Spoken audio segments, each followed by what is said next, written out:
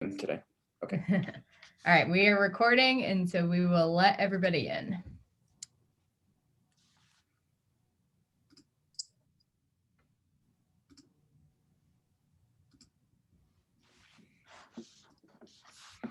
Great. We'll just give people a minute to get everybody in today.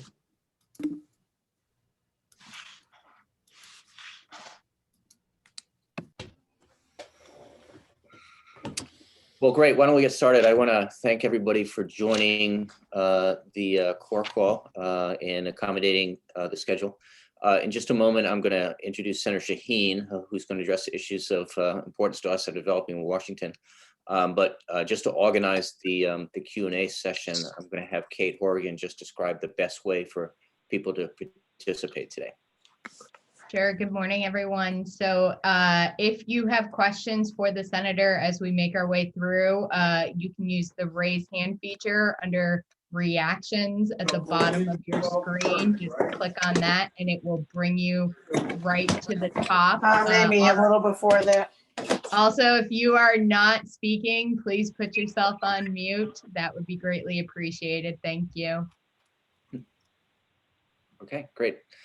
Thanks, Kate. Senator Shaheen, thank you very much for joining us today. It's a busy time in Washington, and as you know, we're in the heat of our legislative session here, so I'm glad we were able to find a time that would work. So I think everybody knows Senator Shaheen. We've all worked with her as governor and senator, and so really appreciate the leadership you're showing in healthcare issues, among other things. And so I'm going to turn the meeting over to you for the next little bit to talk to us about what you're working on in Washington, how we can be helpful, and hopefully we'll have some time to have a discussion, answer some questions if that works for you, Senator.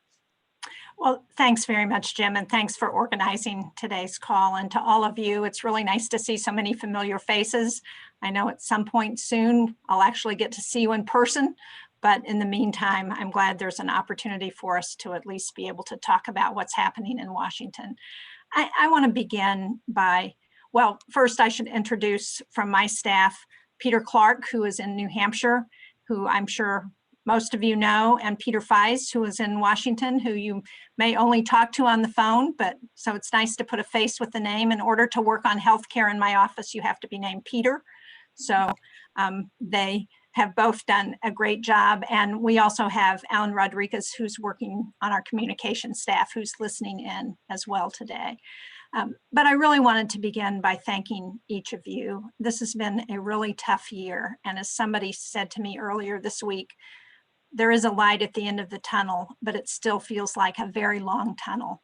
And I know for all of you who have been on the front lines of providing healthcare for people during this difficult time, it's been very stressful and very challenging. So thank you so much. As we recognized 500,000 deaths in the country, over 1,000 in New Hampshire this week.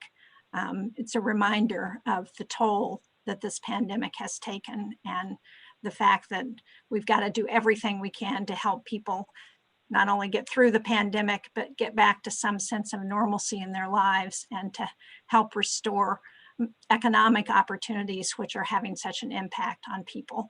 And that's what this COVID relief package is all about. With many of you, we've gone through the last year talking about what was in the CARES Act and then what was in some of the subsequent packages to provide relief. I worked with a bipartisan group after the election in November and December to try and get leadership to do another package of COVID relief, which has been helpful. That is now going out to people. And we are looking at 1.9 trillion. I'm sorry, I said billion, I think earlier, but it's 1.9 trillion in a COVID relief package. And I'm sure you're following as closely as I am what's happening in Washington and what's included in that package.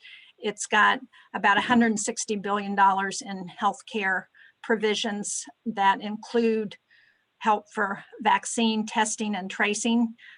This is a particular concern that we're fighting right now because the formula that the Centers for Disease Control used in sending out those dollars after the December package was not the formula we were expecting them to use. They wound up doing that based on a per capita formula. And so small states like New Hampshire got shortchanged from what we thought we were going to get. So we're continuing to work on trying to make up those dollars and make sure that in the future formula that small states don't get shortchanged in that way. So that's a big piece of it. And we know that those efforts are underway now in New Hampshire, and we're making progress, and we're beginning to see some real progress at the federal level. And with hopefully with the emergency use authorization for Johnson & Johnson, we will see a third vaccine coming on to the market to be available to people. So hopefully the shortages that we've seen of the vaccines will be eliminated in the very near future. In addition, in the package, we have help for people to get health insurance. The package covers 85% of COBRA for people who have lost their jobs. It includes legislation that I've been working on that would expand tax credits to be available to people under the Affordable Care Act. That provision, we think, is going to make healthcare more accessible to over 1 million people in the country. It includes additional help for community health centers. I know, Tess, you've been watching this carefully, and as well as for community health center lookalikes. They will also be available for that funding, which is going to be very important in New Hampshire. There is additional funding for mental health, for substance use disorders, although I'm very sorry to say that despite our efforts to get an increase in support for the state opioid response grants, that is not included in the package. There is additional help for, got to check my notes here, for home and community-based services, for nursing home strike teams. There's 100% match for Medicaid that covers COVID treatment and vaccine in an effort to encourage states like New Hampshire to cover that, both the treatment and the vaccine. Unfortunately, a couple of other provisions are not in the bill that we had hoped would be included. One is for an increase in the provider relief fund, and the other was for an extension of the moratorium on the cuts on Medicare that are supposed to go into effect in April. We were encouraged not to try and put that in the bill because of concern that the parliamentarian would strike that from the bill and it would have an impact. So Senator Collins and I have included a separate bill that we've introduced, or we're introducing, but it's not in the COVID relief package. So there are a number of other things in the bill, but those are some of the biggest pieces that deal with healthcare.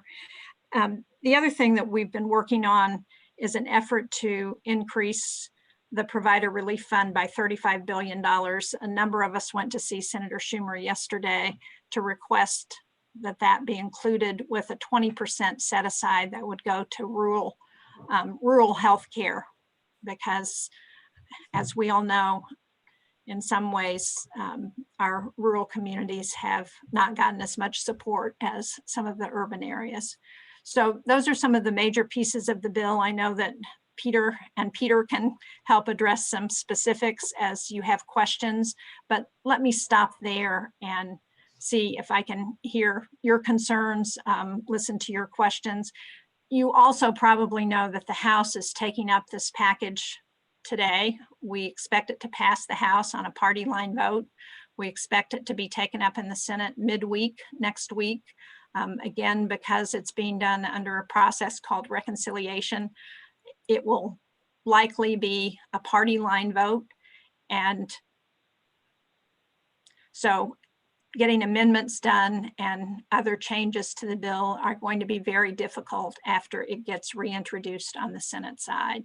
The goal is to get this done by mid-March, when unemployment will run out again, because a big piece of this, as you know, is an extension of the unemployment benefits with an increase in the amount of unemployment.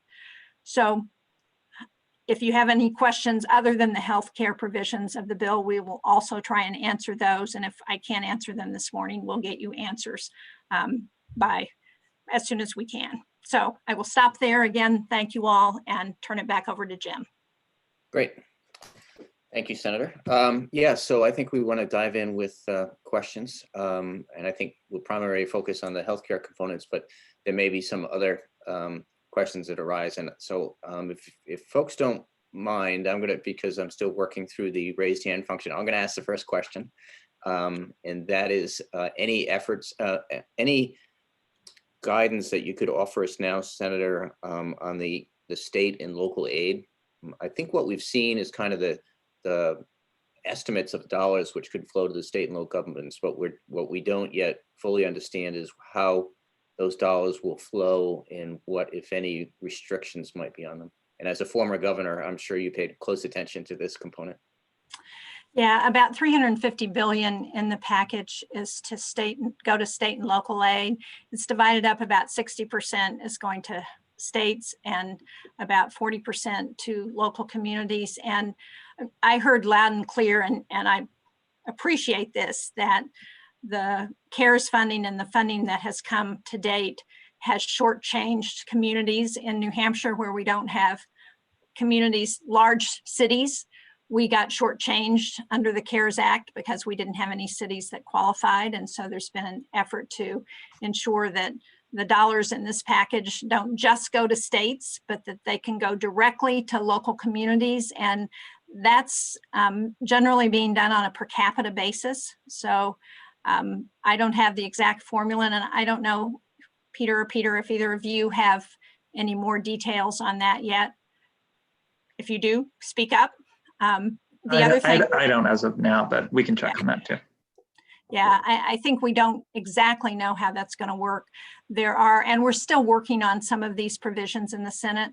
One of the other issues that I think will be part of the state funding is that there will be some guardrails on what the money can be spent for, so that it's not supposed to go to fund tax decreases or for some other expenses. It's supposed to be focused on COVID relief, although there will be, I think, more flexibility than was initially available in the CARES fund on how to use that money. And the same is true at the local level.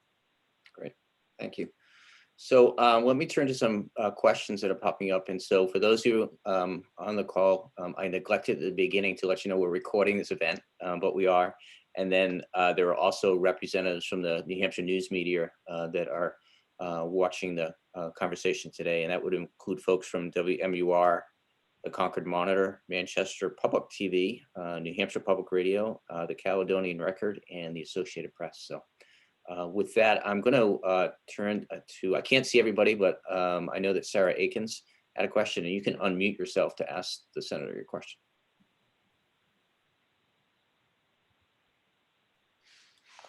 Hi. Hi, Sarah. How are you? It's good. It's good to have you here. Thanks for being here. My question is regarding the FMAP increase, and I'm wondering how specifically will it be targeted? I guess the bottom line question is how and if it'll get to the area agency system to serve people with developmental disabilities. Yeah, Peter, do you have any more insights on that? My understanding is that any home and community-based services that New Hampshire Medicaid is paying for, they will get a 7.35% boost in the federal match for that funding. I'm not aware of any specifics on limitations of what would qualify as HCBS. I think it's the same standard that the state currently uses for determining those services. Thank you. I appreciate it. Of course. Thanks. Great. So Deb Fournier, I think you raised your hand for a question. I did. I tried clapping several times at the senator before I figured out where the function was. So Senator, thanks for being here with us today. It's good to see you. I have two questions. I will start with just one. With respect to telehealth, I didn't see any language in the next recovery bill that made any of the flexibilities that we currently have at the federal level for Medicare permanent. And I also know there's more than a dozen telehealth bills roaming around Congress right now. And so I'm wondering, will any language be in a COVID relief bill that addresses those, or do you think that any of those individual bills maybe have legs to make it on their own? What do you think is going to happen in the telehealth space? I think, and correct me if I'm wrong, Peter, but I think a number of the telehealth provisions are in place through this year, 2021. And so I think that's probably why they are not in the COVID relief package. And as you point out, there are a number of bills that would make many of those changes permanent. I think one of the few positive stories out of the pandemic has been the expansion of telehealth and how successful it has been in providing care to those people who may not be able to come into a site, who live in rural areas. I was up at Dartmouth Hitchcock in August, and I got to visit in real time their virtual emergency room coverage, where they cover 11 hospitals and small hospitals in New Hampshire and Vermont for emergency room coverage. And it was fascinating how successful that's been. And I'm sure you all are seeing it in so many ways. Mental health, the VA is using telehealth to provide mental health coverage. And as we think about the challenges we're going to be facing at the end of the pandemic with providing mental health coverage for people and the shortage that we have of mental health counselors and professionals, it's going to be one of the ways we're going to be able to reach people. So I think this has been a huge success story. We need to continue the changes to ensure that we can continue to provide healthcare through telehealth. And I think there's strong bipartisan support to do that. So I am very optimistic, Deborah, that this is going to continue and we're going to see more successes in that area. Great, thanks. Thank you. Thanks. Did you have a second question? I did, but I don't want to take up anybody else's space. We'll come back. We'll come back to you, Deb. Great. So Tess Kuning, you had a question for the senator. Hi, Tess. Hi, good morning. I first want to just give our gratitude for your work in Congress. It's been pretty amazing. And this package with regard to the public health infrastructure and support it'll give not only to New Hampshire, but the nation is pretty remarkable. So first, a huge thank you. And I would also have to say thank you for the work that you're doing on Medicaid in terms of the public payer and the coverage, the work that's in there with regard to the marketplace and the changes there to help support coverage. That's so important to those that are low and moderate income and really have need. You have provisions in there for the health centers, for mental health, for workforce. It's pretty remarkable. So, so our gratitude to you and to your team, to both Peters and the folks about this. This is really great. I just wanted to follow up on something that Deb said with regard to telehealth. So in the CARES bill, that telehealth package actually didn't affect the community health centers in a way that it would affect other providers. And so both Peters are aware of some of the things that we would really like to get changed with regard to telehealth, and that might have to be a separate bill. I totally understand that. But I'd also make mention about audio only and how that is so important, especially for our seniors who are isolated, people who don't have smartphones. That ability to have telehealth audio only is such an access and equity issue for us. So I appreciate all the work that you have and will be doing on behalf of making sure that we have better telehealth and broadband for our communities. So thank you. Thanks, Tess, and thanks for mentioning the audio only. It's one of those areas where back last year, I worked with some of my colleagues in some other small states, small rural states, to make sure that that was covered as well as telehealth, because as you point out, we have lots of folks who may not have computers and their only access is through telephone lines. So it is important that we look at all of the aspects of providing remote coverage that telehealth and audio only have done in order to ensure that we can continue to provide that care for people. So again, I think there's a lot of bipartisan support to do this. And so after we get through this COVID package, hopefully we can get back to some of those individual bills that can ensure this continues. Great, thank you. Thanks. So next up is a question from Ken Norton. Hi, Senator. And again, I would echo what everyone has said. Thank you so much for the work you've done and your team in representing our interests in Washington. It's phenomenal. Thank you. And I'm wondering if you can be a little bit more specific about the funding relative to mental health and the increases. I mean, certainly, I think as you're aware, we've seen a huge spike in emergency department boarding, particularly for children, hitting new records in the last couple of weeks, 51 kids on one day, and combined records, including adults. And we're certainly seeing, I mean, the pandemic has impacted in a lot of different ways that you've already mentioned: workforce, capacity, all of those pieces. But I think we're seeing increased stress, anxiety, and depression across the lifespan, but particularly hitting children and older adults, I think, particularly hard. And so, you know, I think part of what is a challenge for all of us as we look at this is to try to figure out what the long-term impacts are going to be, as well as the, the short-term impacts. And I think the long-term impact, especially on children.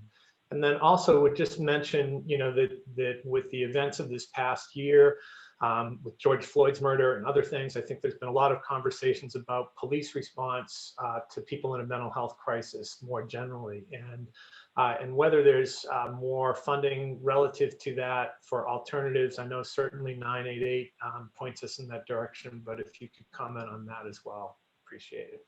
Thank you. Peters, do either of you know more specifics about the increased funding for mental health provisions in the bill?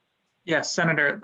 So the bill currently has $1.8 billion in community mental health services block grant funding, and that's where the bulk of the mental health side of the funding in the bill goes. Then there's also $1.8 billion for the substance abuse prevention and treatment block grant. You know, I know there's often overlap between mental health and substance use disorder, so those dollars would also help. And that takes up the majority of the $3.9 billion that's devoted to substance use disorder and mental health in the legislation.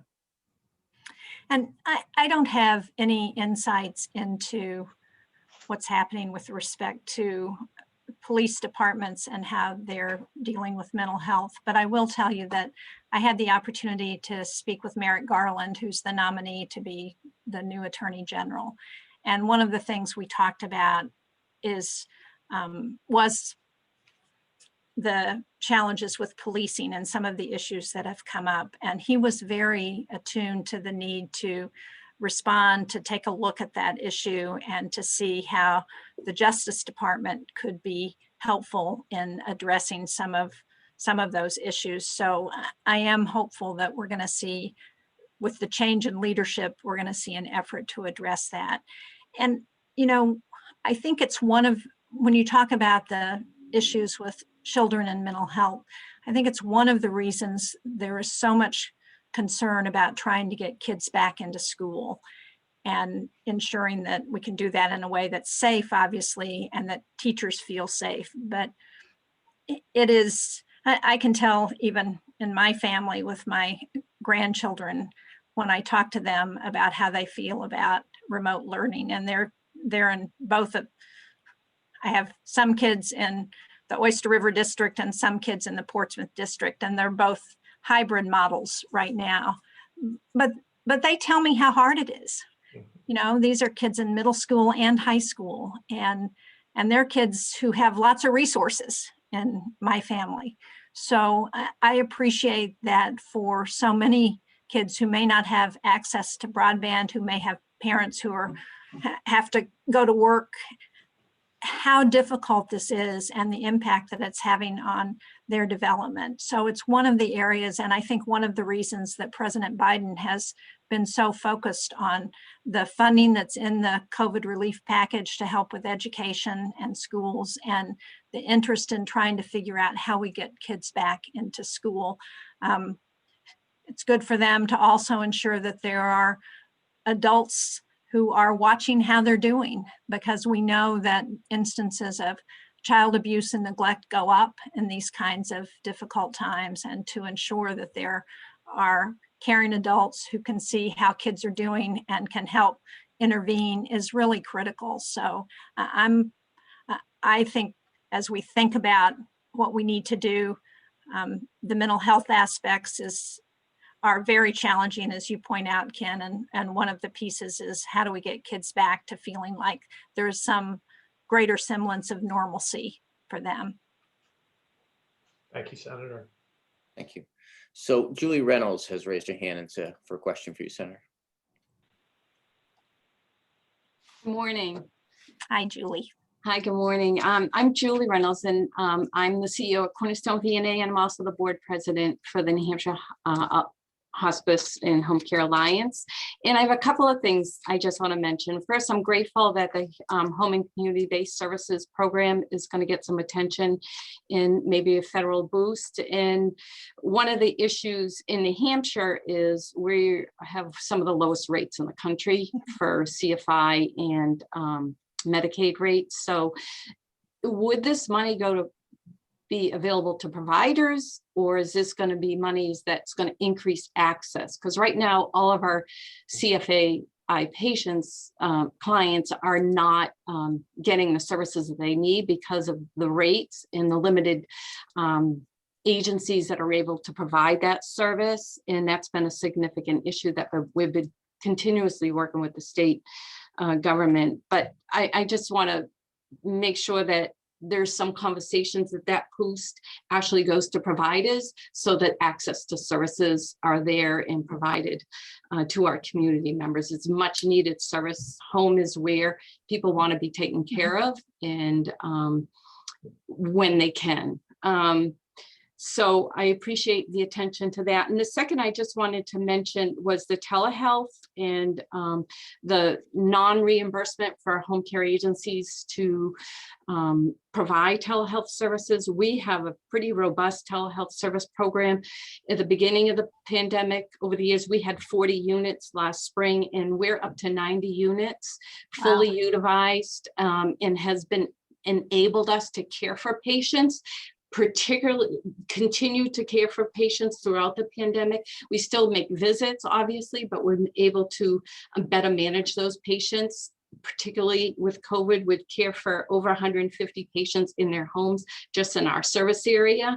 But there's no reimbursement for telehealth services. The state has there's some reimbursement through the commercial insurers now, but Medicare does not reimburse it. We can put it on our cost report. So that's something that I think could use some attention, and it would encourage other agencies to also utilize telehealth, which can decrease your cost and increase your ability, particularly with the nursing shortage that is very significant in our country and in particular New Hampshire. So I just wanted to make those 2 points and appreciate you being here and listening to us. Well, thank you. And I totally agree with the need to ensure that you can get reimbursed for telehealth. It's one of the things that we need to be looking at as we're looking at the long term with that. And I don't know, Peter, if you know off the top, either of you know off the top of your head about the specifics of how those dollars can be used. If we don't know that, we can get back to you, Julie. Senator, and just to also flag that Senator Shaheen worked with Senator Collins and Cardin on what's known as the HEAT Act, which would provide Medicare reimbursement for those home health telehealth services during the public health emergency. So we're continuing to work on that issue. On the HCBS question, again, it's matching funding. So instead of the federal government covering 56% of HCBS costs, they would be covering 63%. Now, what New Hampshire chooses to do with those dollars that they are being freed up by the federal government covering more is really a decision that New Hampshire Medicaid makes. Whether they're providing payment increases or not is not something that is directed in the legislation. I think the goal, if nothing else, is to ensure that state Medicaid agencies aren't cutting HCBS, and the boost in that matching rate is designed to ensure that. But beyond that, it's really a state decision. So your advocacy is obviously going to be very important there. So Gina Baucus had raised her hand for questions, so why don't I let her jump in? Good morning, Senator Shaheen. Thank you so Gina. much for being with us today. Julie spoke about two of the issues that I wanted to raise, and so I just have two additional comments. First, I really want to thank you for your advocacy on the Rural Access to Hospice Act that was embedded in the last COVID stimulus package. This allowed hospice attending physicians at FQHCs and rural health clinics to be attending physicians for hospice patients. And I think that's really, really important, especially in rural parts of New Hampshire. So thank you. I know you've been working on that for a couple of years. We really appreciate that. The second thing that I just wanted to raise is related to the Provider Relief Fund. So I know you said that'll probably be a separate bill, or not sure how that'll come into play. You know, one of the gaps in the Provider Relief Fund is that there are home care agencies that are not Medicare, that do not do Medicare or Medicaid. They do mostly private duty, private pay, long-term care insurance, that they are just as essential to the continuum of care. And they've been largely overlooked by CMS and the Provider Relief Package. I don't think that, it may just be the way that CMS is interpreting it. I'm not really sure, or Health and Human Services, but it would, I mean, in many cases, these are small businesses that need help. And I have heard from several small home care agencies that are really struggling to stay open during the pandemic. So if there was some provider relief for them, that would be a really important gap to fill. So I just wanted to put the— Yeah, no, I'm glad you raised it. That's actually news to me. I'm sure that Peter and Peter probably are aware of that. And we can check on that and try and figure out if there's any way to address that without legislation. So to get CMS to do that without legislation. But the other thing that I'm sure all of you are aware of is that we do have another round of the Paycheck Protection Program. And while that doesn't work for all providers, for a number of providers who have small businesses, they can qualify. So people should not overlook that as an option for trying to get funding. Great, thank you, Senator. So Brendan Williams had his hands up for questions. So why don't you jump in there, Brendan? Hi, Brendan. Yeah. Hey, good morning, Senator. Yeah, I just want to echo some of what I've already heard in terms of the provider relief issue. I mean, I think that that's the best way to get money to providers, because experience has shown us in New Hampshire that the enhanced FMAP just simply gets diverted by the state. Yeah. And I'm afraid that that's what's going to happen, you know, on the HCBS front too. We're looking at no rate increases for the next 2 years in the proposed state budget, even with that 6.2% enhanced FMAP. So for my membership, nursing homes particularly, time is of the essence when it comes to any sort of federal provider relief, because the state's not going to do a thing for us. And in fact, it's backing out state money and putting more of a burden on county property tax owners. I appreciate that challenge, and I hope that people will contact your representatives. I know you do that, Brendan, on a regular basis, and let them know what the issue is. I think sometimes people may not be aware that additional funding is coming in, and so they may be thinking they're dealing with a situation where they don't have as much funding at the federal level as they do, and so they don't allocate it in the way that they might if they were aware of that. We will try and keep people informed. We have tried to keep the legislature up to date on what's happening, and we'll continue to do that. But I think it's really important for them to hear from all of you as well. Well, we certainly have no complaints regarding your efforts and your team. Thank you very much. Thanks. And, you know, I had hoped there would be more funding in this COVID relief package for nursing homes. as you know, Senator Casey and I have legislation that would provide $20 billion to help with long-term care facilities. Unfortunately, we were not able to get that into this COVID relief package. So there's funding for those strike teams that can be helpful in some cases, but I appreciate that, again, like so many of the challenges that you all are raising, these are long-term issues that we need to continue to try and address. Thank you, Senator. And you can trust Senator Brendan is not going to be shy in his advocacy. Oh, yes, I know that. Yeah, great. So Deb Forney, I had some private questions in the chat. I'll sort through those, Senator, and try to formulate them for you. But Deb Forney, you had a second question. Do you want to jump in now? Thanks, Jim. Yeah, my question is whether in the relief bill that's making its way through the process right now, there's any assistance for navigators or application assisters for folks who are exploring their options for getting coverage, whether it's because of the special enrollment period or any other event happening. Boy, that's a really good question. I don't know the answer to that. Do you, Peter? Either Peter? Hi, Deb. There isn't dedicated funding for navigators, although that is a discretionary decision that the Biden administration could, and we expect will make through the use of the user fees that are collected for marketplace plans. And as you know, the Trump administration made changes to cut those navigator funds, to cut the advertising and cut some of the in-person assistance funding, and then took down the user fees as a result. But my understanding is that all of that can then be changed back by this administration if they choose to do so. And you think they may in fact choose to do that? I don't want to get out ahead of them. I think there's a good chance of that, but I'll let them speak to that. Okay, thank you. Well, and as I'm sure you all are aware, there is a very different perspective in this administration about the importance of ensuring that people get access to health care than we saw from the last administration. So hopefully that's a good sign as we think about some of those changes. And one of the things, this hasn't come up, but again, I'm sure all of you are aware that we could see a decision from the Supreme Court at any time on the Affordable Care Act.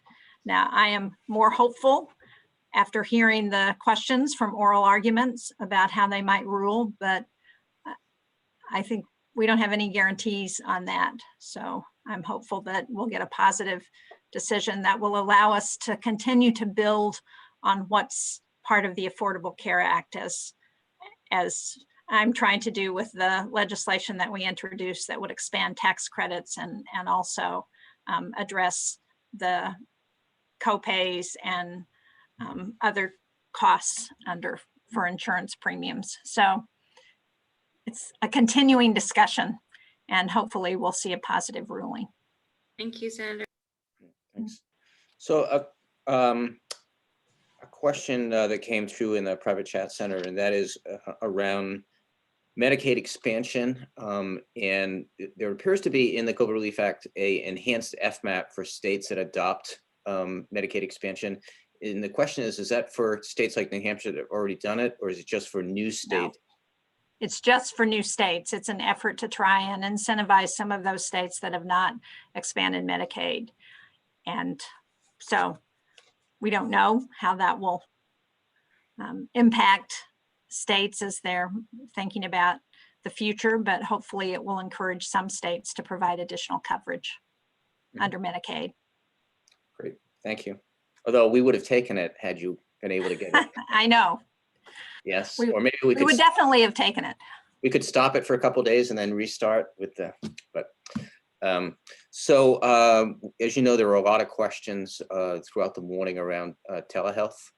And so this question is with regard to, it's probably not in this bill, but maybe the future infrastructure legislation. Would we expect to see federal support for universal broadband in New Hampshire? It's not clear to me what we might see in a future infrastructure package. I would love to see a commitment at the federal level to ensure that every household is connected to the internet in the same way that we made a commitment back in the 1930s to connect every household to electricity. I think it's critical to future opportunities for everybody if we're going to ensure economic growth and ensure that kids have the opportunities they need. We need to ensure that they can get access to the internet. There is some funding in the COVID relief package for internet. Our hope, among those of us who went and met with leadership yesterday, we also proposed that in addition to that increase in the provider relief fund, that there also be an increase in funding for high-speed internet. Somebody pointed out to me that we should call it internet as opposed to broadband, because some people don't know what we mean when we say broadband. Not true in New Hampshire, but so I'm hopeful that that's going to get into the package.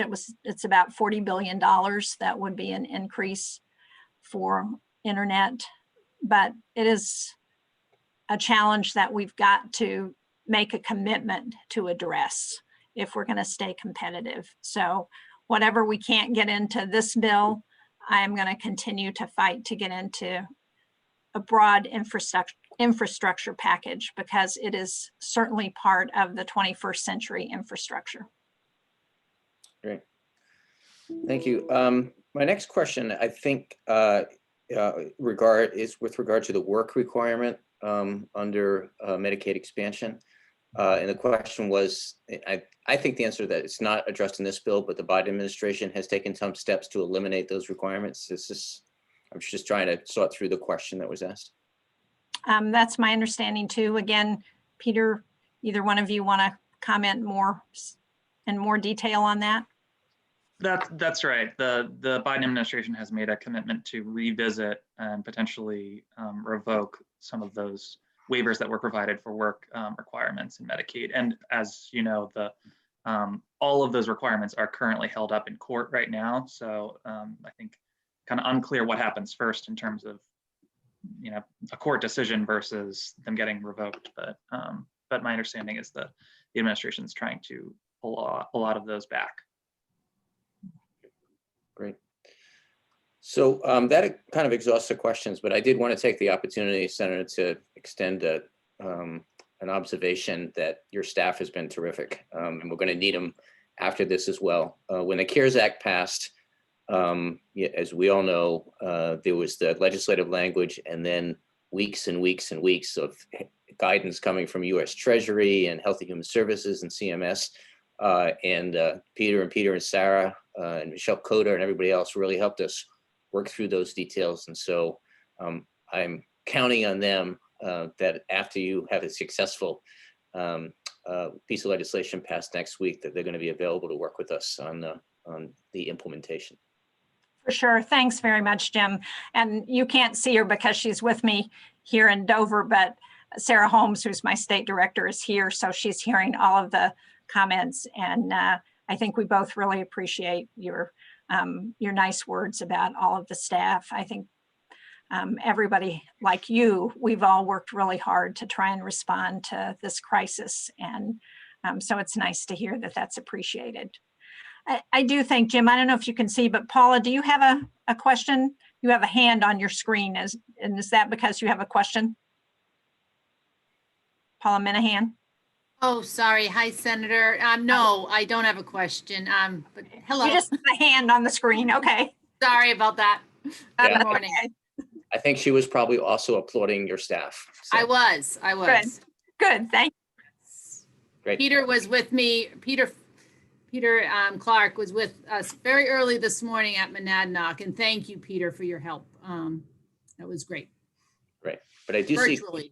Keith Puning, though, is raising his hand. Did you have a question or observation for us, Keith? Yeah. Hi, Senator. How are you? Good to see you. I wanted to wait to the end because I know this is mostly about health, but I wanted to talk about social determinants of health a little bit. And I wanted to let you know I've talked to Madison Lightfoot about this, but we are seeing a real increase in runaway and homeless teens. And we at Waypoint, we're looking at opening a drop-in center in Concord. We're looking at opening one in Rochester, but it is really a crisis that's kind of a quiet crisis happening in the state. So not asking you to do anything now. I think what, the bill that is there is set, but as you look forward, this is an area, we don't even have one single teen shelter in the entire state. that teens can go to when they're in a point of crisis. So as you're thinking and your staff is thinking, and I want to, thank you and your staff for all your work you've done, possibly for us to approach this in some kind of way and look for some way for us to start to deal with an issue that's really impacting a lot of teens. So thank you very much. Yeah, no, thank you, Keith, for raising that. I mean, again, I think it's part of, as you know, there are a whole range of challenges that are part of that. It's the homelessness crisis that we're facing. It's kids not being in school. It's substance use disorders. It's mental health. It's all of those things. And we did just get some guidance from Treasury that some of you may have seen that allows some of those housing dollars that New Hampshire's getting to be more flexible. So whether that will allow us to build a shelter that would address some of our homeless youth, I don't know the answer to that, but I can tell you we're happy to work with you on that to see if we can get an answer that will be helpful. Thank you. All right. Well, Senator, thank you very much, and for your staff for setting this up. This group is always available to you at short notice if necessary, if you need to hear from us or let us know what's going on. So great, thank you. And well, thank you. I hope all of you will support our efforts to get this COVID relief package done in the next couple of weeks, and so we can get additional help for those who need it, and keep up all of your, what I know has been really hard work providing for the health care of people of the state. So many people are depending on you, and I really appreciate all of the work that you've done, and we stand ready to be helpful in any way that we can. So thanks so much. Great. Thank you, Senator. And Thank you. everybody have an enjoyable rest of your day. Yes. And a nice weekend, hopefully. Stay safe. Right. Thanks.